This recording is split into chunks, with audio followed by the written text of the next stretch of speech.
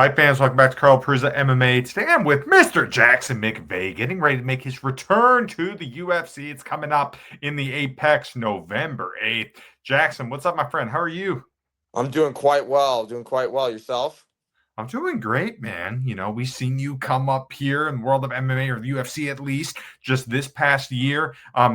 Crazy course of events for you this past year. Supposed to have a couple of opponents before you made your debut on the Poirier Holloway card. But what was it like in that initial phone call? Hey, you have a chance to fight against Chris Ewart in the UFC.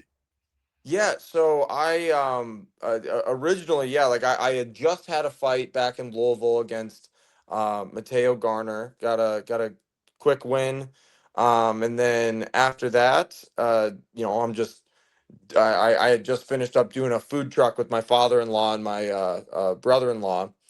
And all of a sudden, I get a call from my manager. And whenever my manager calls me, Jeremy Bjornberg, I'm like, oh, this is important. So I picked up the phone because we were driving back, and I'm like, hey, what's up? And he said, I just got word, it's looking like Mick Maynard might be calling us, seeing if you want to get a fight. And I'm like, What? That's incredible." So after I calm down. I wiped the tears from my eyes, right? Yeah, they told me originally I was going to fight Cedricus Dumas on that card. Then that was what was happening leading up to fight week, and then I believe on Tuesday I got the call that Cedricus was not going to be able to make the fight. So they found a quick replacement in Chris. Chris weighed in 10 pounds over. The UFC scrapped the fight. And what followed with that was just I was introduced very quickly to some of the volatility of some of the MMA fans. I was getting so many comments, in Spanish calling me a chicken. It was hilarious. There was a guy who kept commenting a recipe for a chicken soup in my comments. And it was I took it in, I took it pretty well in my personal opinion. At first I was like really bummed because I'm like, you guys, I didn't make this decision. I offered to, fight him at 95. I was like, we'll take the fight. It's not like I don't want to fight the guy, but like I said, it was not up to me. And yeah, then obviously, short turnaround after that. So it You worked end up out. making the debut on that big Holloway Poirier card, one of the Yeah. biggest cards of the year. Was that kind of Mhm. like bucket list type of stuff right off the rip? That was definitely like, holy crap, I am in the big leagues here. Like, this is a huge, huge pay-per-view. I mean, there were tons of people already in the arena, because when you're one of the first fights on the card, they normally tell you like, oh, nobody's gonna be there, it's gonna be pretty quiet. The fans of Louisiana and New Orleans, they showed up in force, man. It was really cool to see that. Got to meet Theo Vaughn after the fight. That was really cool. Got a picture with him, and I gotta say this: Theo Vaughn I mean, he's a real fan of the sport. Super, like, real fan. He was super encouraging to me afterwards, just being like, "Hey man, keep your head up. You came out there, took the fight on short notice. You're a dog, and that was really cool to because he didn't have to do that. He could have just let me walk by, not say anything. But that just goes to show you his character as well. So shout out to Theo Vaughn, like, super cool guy, super awesome. Absolutely. You made it to the big show. So many people are watching the UFC now. Their shows almost every single weekend. Very few people understand what it's like to battle on the regional scene to get there. Yeah. When you're fighting on the regional scene, you're not making Conor McGregor type money. A lot of guys need this 9 to 5 job. They stay up late, they wake up early, they miss birthdays, weddings, Thanksgivings, dinners. It's hard to have a girlfriend. It's hard to have kids. You sacrifice everything, maybe, for the opportunity to get to the next level. You have made it to the next level, but what's made you want to stick with this journey? This goes back to, and the reason why I'm doing this is, you know, I started training at 13 years old, and 13-year-old Jackson, I wasn't sure what I really wanted to do. I started playing the UFC video game, and I really started to fall in love with the sport, paying attention to all the fighters and learning all the names. UFC Undisputed 2 in particular was the one that really like took to me, and I was like, oh my gosh, this is so cool. And I kept hearing about this, this what do you call it? Brazil, this martial art called Brazilian Jiu Jitsu, right? And I thought, man, that would be so cool to be able to figure out where to train that. I don't know what it is. It looks cool. So I went, signed up at a gym, and yeah, the rest is history from there, man. Absolutely, man. Yeah. One thing I love about watching you fight, you always go for the kill, man. You have that killer instinct, whether it be with the hands, whether it be, on the mat. How much pride do you take in your fighting style? I have have put a lot of time and energy into obviously my fighting style and things like that. And I really try to emulate a lot of the guys that I admire and that I grew up watching.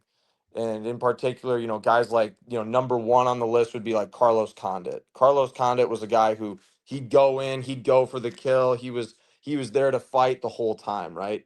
And so that was definitely one where I really want to emulate Carlos. I really want to emulate guys like Cowboy Cerrone, the Diaz brothers, those guys who they show up, they come to fight, and like you said, they go for the kill. They would. Everyone likes to watch a finish. Everyone likes to see a knockout. Everyone likes to see a cool submission, things like that. So that was that was the biggest inspiration for that, and I take a lot of pride in the fact that I can finish quick. I can catch anybody on any given night, and boom, the fight's over. They gotta adjust to that when they fight me. Do you think fighting is more mental than it is physical? That's a really good question because you have to do the work necessary. There are a lot of people out there that believe it's all mental. I think it just depends on what part of the journey you're on, if that makes sense, right? So, amateur career, you're probably going to be looking at it's going to be more physical. There's still a mental aspect, certainly. You're learning about how you perform under pressure. You're learning how you perform when another man is trying to knock you out, all that kind of stuff. And I think that at amateur, it's more about the work. It's more about the time you're putting in, right? Those are the times where, just like any time, you should be in the gym all the time. Any free time that you have, you need to be in the gym. You need to be working on your stuff if you really want to make a career in this. Then once you go pro, you should feel comfortable competing at this point, right? Obviously, everyone's going to be nervous. Everyone's going to be, whatever. You're going to have those fight jitters. That's just a biological thing. Your body's preparing you for war, and so I think that would be the biggest. I guess like that would be the stage for amateurs, and then into like early on pros. You're just kind of trying to build your record, build your confidence, kind of build that hype up to where you get people to want to see you. I think that at the stage that I'm at, it's definitely more of a mental game, right? Because now you're at the biggest stage of your career. You're at the biggest stage. You're where you want to be, and there's a level of like, is there like like an imposter syndrome type of thing? Like, do I belong in the UFC? Do I have I earned this spot? And that's where it gets to the mental aspect of proving to yourself and knowing like, no, I do belong here. I've earned my spot. I bring X, Y, and Z to the table, and that's why I'm the way that I am. That's why I'm a dangerous fighter.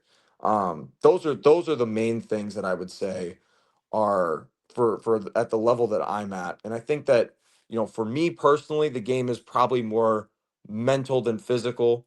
I've always been a hard worker. I've always been a guy that's been in the gym. Um, but yeah, so that in a long-winded answer, that would be what I would say. Yeah. You train over in Phoenix, you train at the lab with some of the best in the sport. McConaughey's over there, Marcus McGee's over there, Mario Bautista's over there. You got Rob Emerson coaching. What's it like in that environment?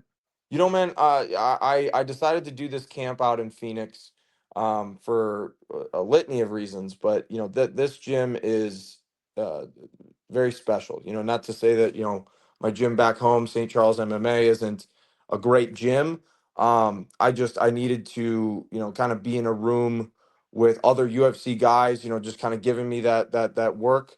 And it's been an incredible learning experience. It's been so cool. It's built my confidence. It's shown me where I need to work on, and it, it's been amazing, man. The lab has been a absolutely incredible experience. I can't thank those guys enough for opening their arms up and welcoming me in.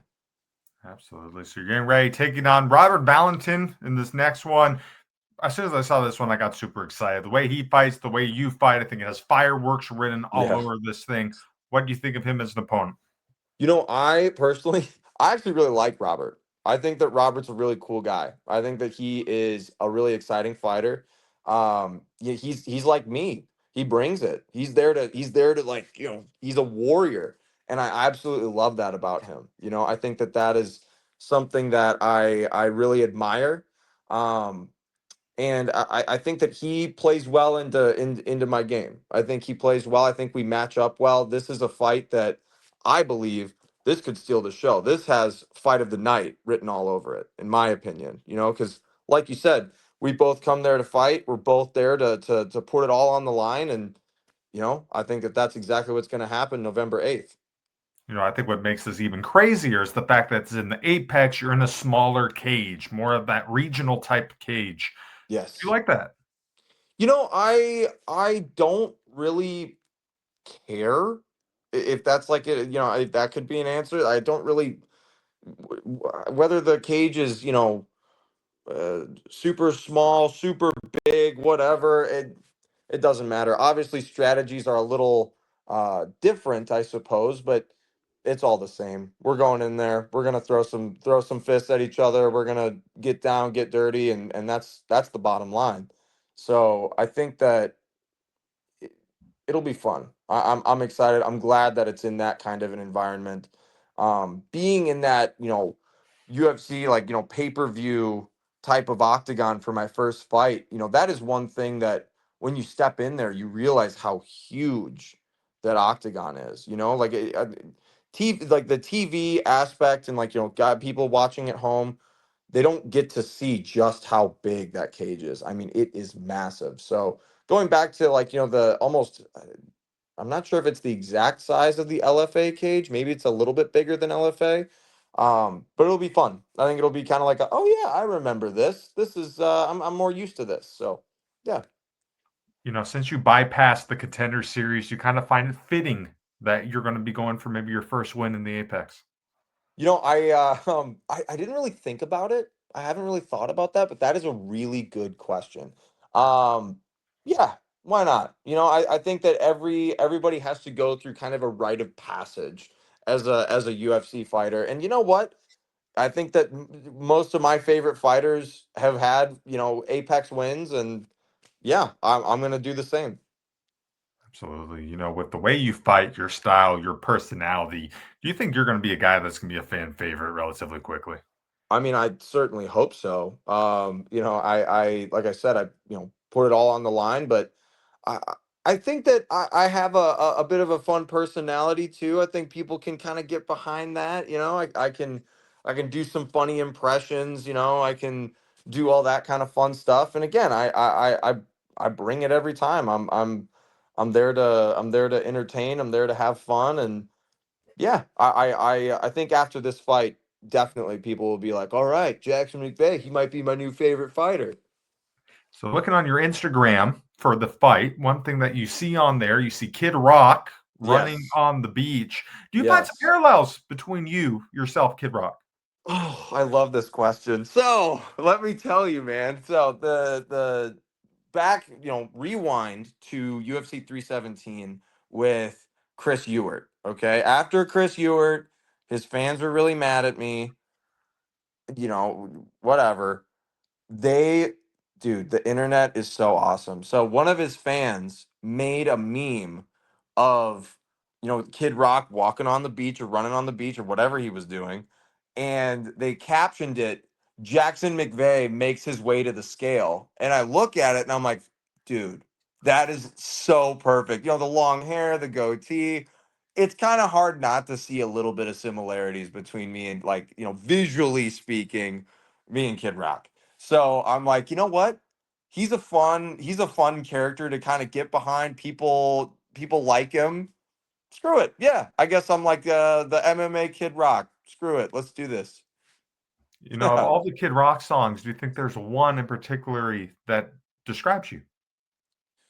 Man, okay, so funny you asked that. I think that there's a few. I mean, obviously, for like a lot of fighters, they'd be like, "Oh yeah, cocky would be mine," or "Never met an MFer like me," or whatever. I think my favorite one would be Cowboy, but I can't walk out to that one because I gotta respect Cowboy Cerrone, right? So I could do like Ba with the Ba by Kid Rock. That would be cool. I'm trying to figure out some potential Kid Rock walkout songs because I just think that that would be so perfect. Just with that, I got the cornrows in. It's like I'm a pasty white guy. It's perfect. I got to make it happen. You mentioned we're in the day of the internet right now.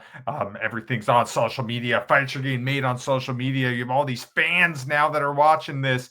We have a term called the casual fan. And before I get into this, every fan is good for the sport. But now, if you go to B Dubs, if you're in the arena, you might hear twist them in the you know what. You might hear some Yes. booing. You might read some stuff. You might see some stuff. What do you make of this nonsense? I think it's all in good fun. I think it's all in good fun. It's one of those places where, like, people feel they can get rowdy. I think that that's most sporting events, to be quite honest with you. Like, I love going to hockey games. In hockey games, people can get pretty rowdy. It's a fun time. So I guess that that's their way. But guys, come up with something a little more original. You know what I mean? Like, we need a new, you know phallic twist. You know what I'm saying? We need a new testicular torsion reference. Okay, we need something new. Whether it's headbutt or whatever, I don't know. We got to find something new though, because I have heard some drunk guy in the stands shouting "twist is," you know what, all the time, and it's like, okay, it was funny like the first 100 times. Now we got to find something new for sure. Absolutely. For you, Jackson, man, what do you want to accomplish in the sport? Man, I think that anyone that gets into this sport and says that they don't want to be a champion is a liar. I think that a lot of times people realize along the way that they can't, or that they don't have what it takes, or they make that decision more so. They make that decision in their head. So for me, I want to be a world champion. I want to be the best in the world. That is the main goal. That is the end goal. I want to make a ton of money. I want to, you know, give back to a sport and to a community that has given me so much. I grew up and it gave me a sense of belonging when a lot of kids growing up, they're searching for that, and it gave me that. So um yeah, I think that that would be, I want to be able to look back on my career with pride. I want people to be able to, when they hear the name Jackson McVey, they go, "Oh yeah, dude, he was a bad mofo," right? The way that I talk about Carlos Condit, Cowboy Cerrone, those guys, I want to be in that same conversation. So that would be my main goal.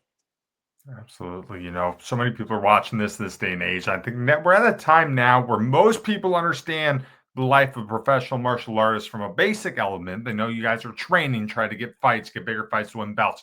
Very few people understand the fight outside of the fight. To me, that's that fight not to have to clock in at 9 o'clock in the morning, clock out at 5. That's that fight to secure financial freedom. That's that fight to live not by society norms. Live your life your way and do what you want. Has this been a big part of your journey? I think I mean, again, that's a great question because for people, starting out in the sport, that is a big frustration for them, and they kind of have to come to the point of reality where it's like, hey, you don't get paid a lot in the beginning. You don't get paid a lot. You don't make a super solid wage or anything like that. So you have to figure out different ways. Like for me, in my amateur as well as my early pro career, I worked as a EMT. I was an EMT for a little bit. And then I was a drywaller. I hung drywall, and you have to find jobs that work around your training schedule. That's what I did. Again, training was always paramount. Training was always number one in terms of what I want to do day in and day out.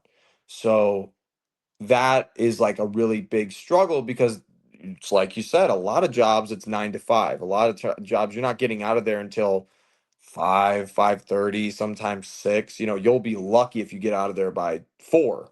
And a lot of MMA gyms hold MMA practices at 3 in the afternoon, or 4 in the afternoon, something like that, where it's a little bit tougher to make that because, most of the time the gyms don't make a lot of money off of the fighters. They make a lot of money off of, the hobbyist jujitsu guys that come into the gym and they want to just come in and train and they'll pay their monthly membership and that's it. That's where they make their money. So they have to kind of form the practices around, the main priority, which is the average person coming in to train. So it's definitely a tough thing to navigate, but it's one thing if you want it bad enough, you will find a way. You'll find a way no matter what. Absolutely. It's kind of crazy when you look at it, man. You started the sport about 2019 competing as an amateur, 2025, 6 years later. You're in the UFC. Obviously, you haven't reached the goal of becoming a champion quite yet, but do you kind of have to look back and just relive the journey and be like, dang, I'm at a place where like 99% of the people who try to do this don't make. Sometimes, man, sometimes, because it's hard. It's hard to do that when you have gotten to that point and the whole time that you're getting through the regional pro scene and like into like the more national pro scene and things like that. It's one of those things where you're waiting for your shot. You're like, gosh, just give me a shot at the UFC, please. I just want to make it. I want to make it. And once you make it there, at least in my instance, it's one of those things where it's like, well, you're always looking at what's next. You're always looking at, the next thing. What's the next mountain to climb? Rather than looking back and seeing a lot of those achievements. So, I've taken, especially after the last loss and how disappointing that was. It took a little bit for me to do that, but I looked back and go, you know what? Again, 13-year-old Jackson would be psyched out of his mind if he knew that in the future, when he's 26 years old, 13 years later, he's going to be in the UFC. He's going to be fighting in the UFC. So it's definitely you have to give yourself some roses every once in a while. Give yourself your flowers. It's just you sometimes you feel guilty for doing that where it's like I can't feel too good about it or else X Y and Z, but yeah, I every once in a while I'll do that. Yeah. Absolutely. So we're coming off of the Dana White Contender Series, Week 10. One of the guys who won, Mr. Wesley Schultz, guy that Yes. you fought on the amateur scene. Your Mm, first loss doing MMA. He's in the UFC now. He's in the division now. yeah. Would fighting and maybe revenging that one, would that be something of interest potentially? I am not in the business of calling out people or whatever. Maybe I would. Maybe I would ever, down the line, who knows. But I think that, if that's a fight they offer, then that's a fight they offer, it's at this point I'm willing to fight anybody. Wes is a great fighter, super super funny guy, super cool guy too. We were even after our fight and we fought on a couple cards together actually. We've chopped it up. We're cool with each other. He's a good guy, but yeah, the UFC says, here you go. It's like, all right, cool. I can maybe get this one back, right? Absolutely. Before we wrap up here, I want to go through some big fights coming up, and I want to get your predictions of who's going to win some of these Oh, big matches. So we got a yeah. huge one tomorrow, big pay-per-view early on a Saturday. We don't need to stay up all night for this one. You got Tom Aspinall fighting Cyril Gahn. Who wins? I got to go with Aspinall.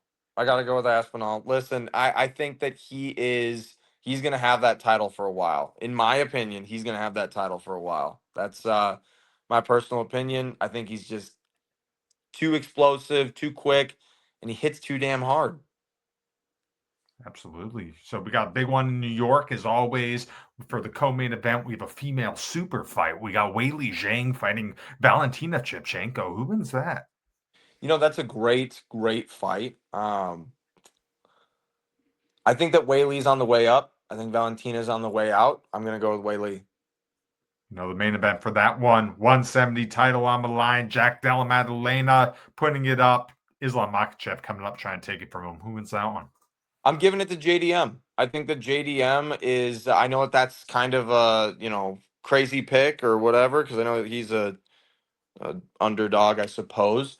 I think that JDM poses a lot of threats on the feet, especially obviously. But I think even if it hits the ground, I think that he's so awkward, right? I think that JDM's scrambling ability is probably the best in the sport.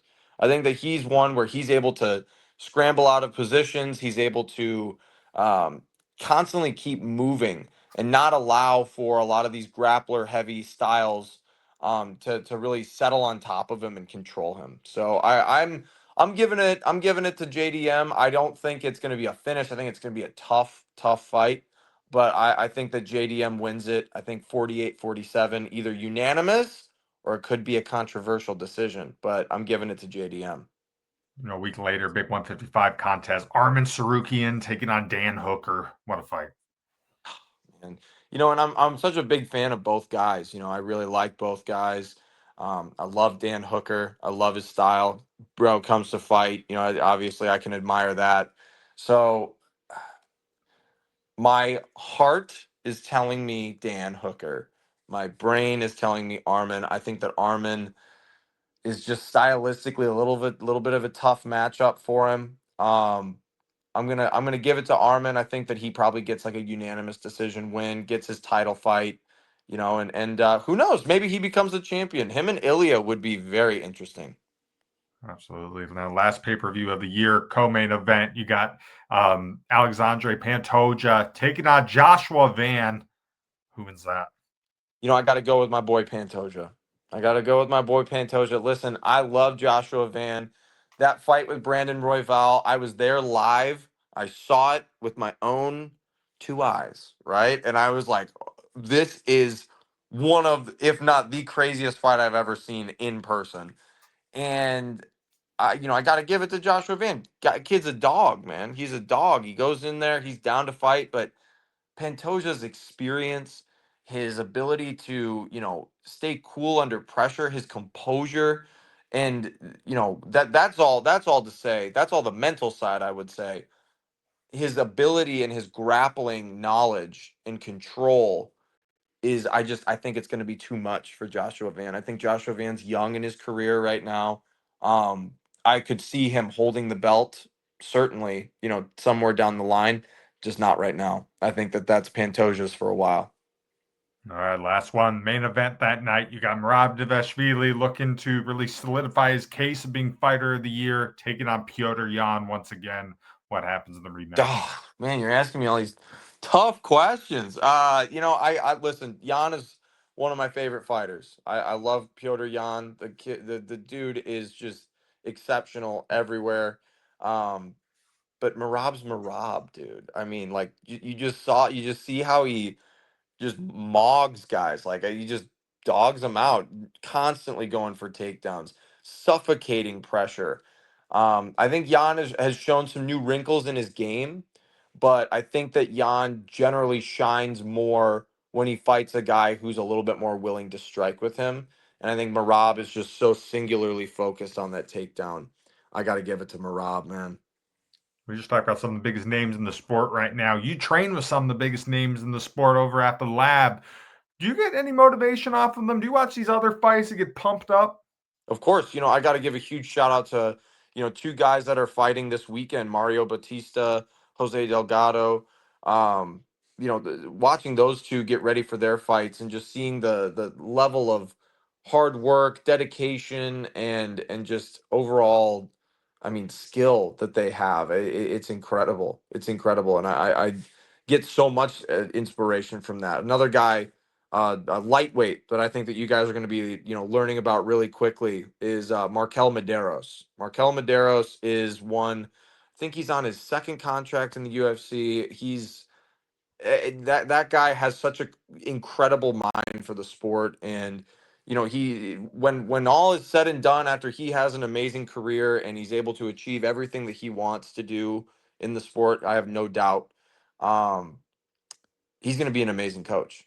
He's going to be an absolutely amazing coach, and that's something that's really cool because he has such a great understanding of distance management, of just I mean, like the entire game of MMA. He's able to break after sparring with you once, after watching you move around and whatever. He breaks down your strengths, your weaknesses, what you should work on, what you should try to avoid, all this kind of stuff. I mean, after meeting you and working with you one time, you know, and it's really cool and really inspiring to be in a room with guys like that, and just to see like holy crap, man! Like these guys are like it. There's another level, and I love that. I'm so excited. Another guy like Jared Cannonier. Being in the room with Jared Cannonier, that's another one. It's just incredible. He's fought the best of the best, the who's who, challenged for a title. It's been a really really cool experience out here. Absolutely. All right, Jackson, last question for you, my friend. In a perfect world, what is the outcome November 8th when you make your return to the UFC against Robert November, Valentin? man. You know what? I think second round TKO. Second round TKO or second round submission. I think one of the two. I'd prefer a TKO. That's what I want. I want to finish. I want to make a statement with this fight. I want to put myself on the map and let all these middleweights know, hey, you got to watch out for this kid. Absolutely. Well, Jackson, man, thank you so much for taking time out of camp to talk with me. Can't wait for the fight. I think this is going to be a banger. Of course, thank you so much, dude. Absolutely. That's it for us today. I'm Carlo Peruzza. He is Mr. Jackson McVey. You can watch him November 8th, making that return to the UFC, taking on Robert Valentin. This one going to be a fun one, fight fans. Take care. Yes, sir.